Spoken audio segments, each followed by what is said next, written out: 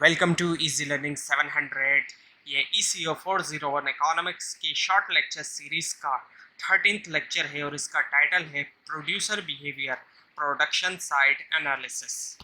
इसमें सबसे पहले है फर्म। तो फर्म क्या होती है? Firm is any organised form of production in which someone or collections of individuals are involve in the production of goods and services. तो फर्म से मुराद ये कि वो ऑर्गेनाइजेशन होती है जहाँ पे प्रोडक्शन की जाती है गुड्स और सर्विसेज की। और फर्म्स के अंदर जाहिर बात है जब प्रोडक्शन की जाती है गुड्स एंड सर्विसेज की, तो फर्म के अंदर तीन बेसिक क्वेश्चंस होते हैं जो फर्म फेस करती है। व्हाट इट शुड प्रोड्यूस, क्या प्रोड्यूस करना चाहिए फर्म को, हाउ इट शुड प्रोड्यूस, किस तरीके से प्रोड्यूस करना चाहिए, एंड हाउ मच प्रॉफिट और net benefit will the firm make, यानी कि कितना प्रॉफिट या नेट बेनिफिट जो है वो फर्म को होगा। सो ट्रेडिशनल थ्योरी जो है फर्म की, इसके मुताबिक फर्म का जो बेसिक गोल है वो मैक्सिमाइज करना होता है प्रॉफिट को, और प्रॉफिट जो है वो डिफरेंस होता है टोटल रेवेन्यू यानी कि टोटल इनकम और कॉस्ट के दरमियान, और उसका फार्मूला ये है TR माइनस TC यानी कि total revenue minus total cost. So total revenue लाजमी होना चाहिए ज़्यादा टोटल कॉस्ट से, ताकि मैक्सिमाइज कर सके प्रॉफिट फर्म जो है वो अपना प्रॉफिट मैक्सिमाइज कर सके। सो सम इकोनॉमिस्ट, कुछ इकोनॉमिस्ट के मुताबिक फर्म जो है वो प्रॉफिट मैक्सिमाइज नहीं करना चाहती, बल्कि वो अपनी सेल्स ग्रोथ को मैक्सिमाइज करना चाहती है, अपनी सेल्स ग्रोथ को बढ़ाना चाहती है। और कुछ थ्योरीज के मुताबिक फर्म्स का बेसिक ऑब्जेक्ट ये होता है कि अपने कॉम्पिटिटर को आउट कर देना मार्केट से, यानी कि कॉम्पिटिटर को निकाल देना। जो कॉम्पिटिटर्स हैं जारी बातें इंडस्ट्री में, वो उनको बाहर निकाल दिया जाए, उनसे जान छुड़ा ली जाए एक तरह से। सो ये तमाम जो थ्योरीज़ हैं ये राइवल थ्योरीज़ हैं, जबकि जो ट्रेडिशनल थ्योरी है उसका कहना यही है कि फर्म का ऑब्जेक्टिव जो है वो मैक्सिमाइज करना है प्रॉफिट को। सो टाइप्स ऑफ फर्म्स। अब फर्म्स की टाइप्स होती हैं। अगर आपने इंट्रोडक्शन टू बिजनेस का कोर्स पढ़ा है तो उसके अंदर आपने डिटेल में पढ़ी होंगी इन टाइप्स को। और इस चैनल के ऊपर भी इंट्रोडक्शन टू बिजनेस की शॉर्ट जो लेक्चर्स हैं वो मौजूद हैं। तो फर्म की जो टाइप है उसमें पहली टाइप है सॉल प्रोप्राइटरशिप, जो कि कॉमन टाइप है, इसके अंदर सिर्फ एक ही ओनर होता है। और दूसरी है पार्टनरशिप, जिसमें एक से ज़्यादा ओनर्स होते हैं, लेकिन लिमिटेड नंबर्स होते हैं ओनर्स का, ऐसा नहीं है कि अनलिमिटेड नंबर हो ऑनर्स का। ऑनर्स कुछ इस तरह से हो सकते हैं 10 ऑनर हो, 20 ऑनर हो, इस तरह करके। उसके बाद है फिर लिमिटेड कंपनी। लिमिटेड कंपनी जो होती है इसके अंदर शेयर होल्डर्स होते हैं ऑनर्स, और वो जितने भी जारी बातें हो सकते हैं उसकी कोई लिमिट नहीं होती। उसके बाद है एंटरप्रेन्योरशिप। एंटरप्रेन्योरशिप क्या है? मैनेजमेंट स्किल्स होते हैं और the personal initiative use to combine resources and productivity involve risk taking. Risk taking भी इसके अंदर शामिल होता है, और ये एक ऐसा मैनेजेरियल फंक्शन है जो कंबाइन करता है लैंड को, लेबर को, कैपिटल को कॉस्ट इफेक्टिव वे में, and uncovers new opportunities to earn profit, includes willingness to take the risk associated with a business venture। और entrepreneurship जो है ये one of the four factors of production में से एक है, और ये एक ऐसा फैक्टर है जो कंबाइन कर रहा होता है लेबर, लैंड और कैपिटल को कॉस्ट इफेक्टिव वे में, इस तरीके से ताकि कॉस्ट इफेक्टिव हो, यानी कि जो कॉस्ट है वो कम से कम आए। सो अब है प्रोडक्शन फंक्शन। प्रोडक्शन फंक्शन जो एक मैथमेटिकल रिलेशन है प्रोडक्शन ऑफ अ गुड्स के दरमियान और इनपुट जो इसके अंदर इस्तेमाल हुआ है। ये जो है रिलेशनशिप होता है जो क्वांटिटीज़ होती हैं प्रोडक्टिव फैक्टर्स की, जो फैक्टर्स ऑफ प्रोडक्शन है उसकी क्वांटिटीज़, और जो अमाउंट प्रोड्यूस हुआ, ऑब्टेन हुआ, उसके दरमियान। सो मैथमेटिकली इसको कुछ इस तरीके से लिखा जा सकता है Q is equals to F multiply by KLNETP, यानी कि Q का मतलब है आउटपुट। आउटपुट से मुराद ये कि जो टोटल प्रोड्यूस हुआ, जो टोटल प्रोडक्शन हुई एक्चुअली, उसको आउटपुट कहते हैं। और K का मतलब है कैपिटल, L का मतलब है लेबर, N का मतलब है नेचुरल रिसोर्सेज, E का मतलब एंटरप्रेन्योरशिप, एंड T का मतलब technology, and P is the power. So simply कहा जाए तो प्रोडक्शन फंक्शन जो है एक रिलेशनशिप को शो करता है इनपुट्स और आउटपुट्स के दरमियान। इनपुट से मुराद फैक्टर्स ऑफ प्रोडक्शन, और आउटपुट से मुराद है जो प्रोडक्शन हुई। So now the Cobb Douglas production function. अब ये एक स्पेसिफिक प्रोडक्शन फंक्शन है।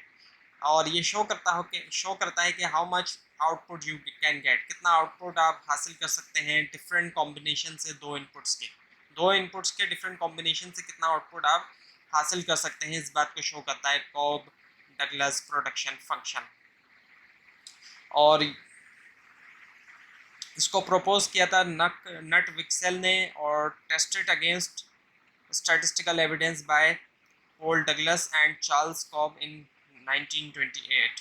और इसकी जो इक्वेशन है वो है Q is equals to A K power is alpha and L power is 1 minus a, where Q जो है वो बराबर है आउटपुट के एंड L जो है वो है लेबर इनपुट के, K जो है वो कैपिटल इनपुट है, और उसके अलावा A और A capital A small A and A minus 1 are the constants, constant है वो determined by technology. So now the short run और लॉन्ग रन का जो कॉन्सेप्ट है इसके मुताबिक, अब इसके नाम से ही पता चल रहा है शॉर्ट रन है तो इसका मतलब है शॉर्ट पीरियड ऑफ टाइम, और ये जो है 1 मंथ से 6 मंथ तक भी हो सकता है और 1 ईयर या 2 ईयर्स का भी हो सकता है। ये डिपेंड करता है डिफरेंट इंडस्ट्री के अंदर, डिफरेंट इंडस्ट्री में डिफरेंट शॉर्ट पीरियड होता है। इसका सिंपल कॉन्सेप्ट ये है कि एटलीस्ट एक फैक्टर्स ऑफ प्रोडक्शन जो है इसके अंदर फिक्स्ड होगा, शॉर्ट रन का जो कॉन्सेप्ट है। और जो लॉन्ग रन का कॉन्सेप्ट है ये जो है ज़ाहिर बात है लॉन्ग पीरियड ऑफ टाइम है, इसमें तमाम जो फैक्टर्स ऑफ प्रोडक्शन है वो वेरिएबल होंगे, ज़ाहिर बात है क्योंकि लॉन्ग पीरियड ऑफ टाइम की बात है, और फ्लेक्सिबिलिटी भी होगी, फर्म को जो है वो सफिशेंट फ्लेक्सिबिलिटी मिलेगी। सो जो लेंथ होती है शॉर्ट रन की और जो लॉन्ग रन की वो वेरी करती है इंडस्ट्री टू इंडस्ट्री, हर इंडस्ट्री के हिसाब से अलग शॉर्ट रन और लॉन्ग रन की जो लेंथ होती है उसमें फ़र्क होता है। इसके बाद है law of diminishing marginal returns. अब ये जो लॉ है इसके मुताबिक एक फैक्टर जो होता है वो फिक्स होता है और एक फैक्टर जो है वो उसको वेरिएबल दिया जाता है। तो होता क्या है कि एक फैक्टर फिक्स है और दूसरा जो है वो वेरिएबल है। जो वेरिएबल फैक्टर है अगर उसके अंदर इंक्रीज़ किया जाए, उसके अंदर अगर इजाफा किया जाता है, एक फैक्टर्स ऑफ प्रोडक्शन के अंदर अगर इजाफा किया जा रहा है तो उससे क्या होगा, जो एडिशनल रिटर्न मिलेगा वो उसके अंदर कमी आती चली जाएगी, एडिशनल रिटर्न के अंदर कमी आएगी। अब ये किस तरीके से होगा इसकी पूरी यहाँ पे एग्जांपल दी गई है टेबल के ज़रिए, ग्राफ भी आगे आएगा तो आपको और क्लियर हो जाएगा। इसमें वीट प्रोडक्शन की एग्जांपल दी गई है पर air from a particular farm. अब इसमें जो है वो लेबर जो है वो वेरिएबल है और जो लैंड है वो फिक्स है। अब जो लेबर है वो लेफ़्ट साइड पे है और जो राइट साइड पे टोटल फिजिकल प्रोडक्ट है, यानी कि जो टोटल आउटपुट मिल रहा है, यानी कि वीट इन टन्स पर ईयर वो। तो जब ए ज़ीरो लेबर है तो आउटपुट भी ज़ाहिर बात है ज़ीरो है, जो टोटल फिजिकल प्रोडक्ट है वो ज़ीरो है। जब एक लेबर एम्प्लॉयड किया तो आउटपुट 3 आया, और दूसरा जब एम्प्लॉयड किया तो आउटपुट और बढ़ गया, वो 10 हो गया, 7 जो है इजाफा हुआ उसके अंदर, इंक्रीज़ हुआ, इंक्रीमेंटल हुआ। और 3 जब तीसरा लेबर आया तो बहुत ज़्यादा इजाफा हो गया आउटपुट के अंदर, वो 14 का इजाफा हुआ तो वो 24 हो गया। फिर फोर्थ आया तो भी काफ़ी हद तक इजाफा हुआ, 12 का उसके अंदर इजाफा हुआ, 14 से तो कम हुआ लेकिन 12 हुआ। लेकिन जब फिफ्थ लेबर आ रहा है तो फिर तो बहुत ही कम इजाफा हुआ और सिर्फ 4 का इजाफा हुआ, 36 से वो सिर्फ 40 हुआ।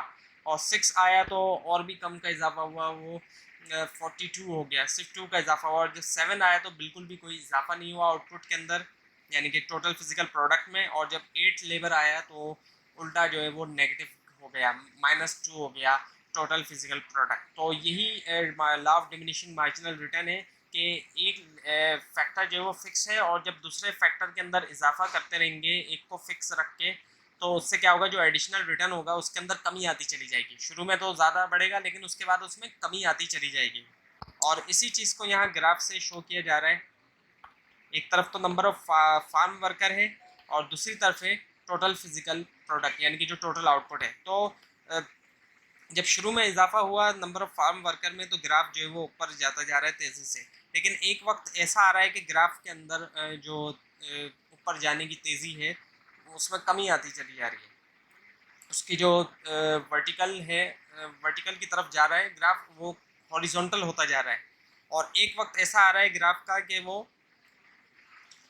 बिल्कुल तकरीबन हॉरिजॉन्टल हो चुका है, और उसके बाद भी अगर वर्कर के अंदर इजाफा किया जा रहा है तो वो नीचे की तरफ जा रहा है, यानी कि नेगेटिव की तरफ वो जाता जा रहा है। तो यही है law of diminishing marginal return, कि एक फैक्टर अगर फिक्स है और दूसरे के अंदर इजाफा होता चला जा रहा है तो जो एडिशनल रिटर्न होगा उसके अंदर जो है वो कमी आती जाएगी। Now the total physical product. अब टोटल फिजिकल प्रोडक्ट क्या होती है ये तो आपको समझ में आ गया होगा, जो टोटल आउटपुट मिल रहा होता है उसको टोटल फिजिकल प्रोडक्ट कहते हैं। और जैसे कि 4 लेबर से अगर हमें 100 रोटियां मिल रही हैं तो वो टोटल फिजिकल प्रोडक्ट कहलाया जाएगा। और एवरेज फिजिकल प्रोडक्ट क्या है? एवरेज का फार्मूला है कि total physical product of factor divided by the quantity of factor, यानी कि अब 100 रोटियां मिल रही हैं और 4 लेबर से मिल रही हैं, तो 100 को डिवाइड करेंगे जब 4 से तो पर लेबर यानी कि एवरेज जो हमें मिलेगी वो क्या मिलेगी? 25 मिलेगी। तो एवरेज फिजिकल प्रोडक्ट इस केस के अंदर होगा 25, क्योंकि 100 रोटी हैं और 100 जो है वो लेबर है। तो 100 से जब 4 को डिवाइड करेंगे हम तो 25 आ जाएगा हमारे पास एवरेज फिजिकल प्रोडक्ट। और मार्जिनल फिजिकल प्रोडक्ट का मतलब ये कि जो एक्स्ट्रा यूनिट होगा वेरिएबल फैक्टर का, यानी कि जो लेबर है हमारे पास वेरिएबल फैक्टर, उसका अगर एक्स्ट्रा होगा तो उससे हमें कितना मिलेगा, उससे कितना इजाफा होगा टोटल फिजिकल प्रोडक्ट में। सपोज तीन लेबर की जो टोटल फिजिकल प्रोडक्ट है वो 75 है, और जब हम एक एक्स्ट्रा लेबर लेकर आते हैं तो वो कितनी 75 है। तो 3 लेबर की जो टोटल फिजिकल प्रोडक्ट है वो 75 है, यानी कि टोटल आउटपुट 75 है 3 का। एक्स्ट्रा एक और लेबर लेकर आते हैं तो आउटपुट हो जाता है 100। तो वो जो इजाफा हो रहा है 25 का वही मार्जिनल फिजिकल प्रोडक्ट है, कि एक्स्ट्रा लेबर लाने पे जो इजाफा हो रहा है उसको हम कहेंगे मार्जिनल फिजिकल प्रोडक्ट। 25 जो है वो मार्जिनल फिजिकल प्रोडक्ट होगा, और यही इसका फार्मूला है। Marginal physical product of a factor is the change in the total physical product of a factor divided by change in the quantity of a factor. So relationship between the average physical product and marginal physical product, अब इनके दरमियान क्या relationship है? अगर if the marginal physical product equals the average physical product, अगर marginal physical product जो है वो बराबर है एवरेज फिजिकल प्रोडक्ट के, तो एवरेज फिजिकल प्रोडक्ट जो है वो चेंज नहीं होगा। And if the marginal physical product is above the average physical product, अगर मार्जिनल फिजिकल प्रोडक्ट जो है वो एवरेज फिजिकल प्रोडक्ट से ज़्यादा है तो एवरेज फिजिकल प्रोडक्ट के अंदर इजाफा होगा। And if the marginal physical product is below the average physical product, अगर मार्जिनल फिजिकल प्रोडक्ट जो है वो बिलो है, कम है एवरेज फिजिकल प्रोडक्ट से, तो एवरेज फिजिकल प्रोडक्ट जो है वो फॉल होगा, यानी कि उसके अंदर वो गिरेगा, कमी आएगी। तो ये था आज का लेसन। आपको अगर इस लेसन के बारे में कोई क्वेश्चन है तो नीचे कमेंट कीजिए, और इस पूरी सीरीज़ को देखने के लिए इस चैनल को सब्सक्राइब कीजिए। और अगर आप ये स्लाइड हासिल करना चाहते हैं तो नीचे डिस्क्रिप्शन बॉक्स में दिए गए लिंक से हासिल कर सकते हैं, लेकिन अगर आपको लिंक ना मिले उसके लिए आप नीचे कमेंट कीजिए। Thanks for watching this video.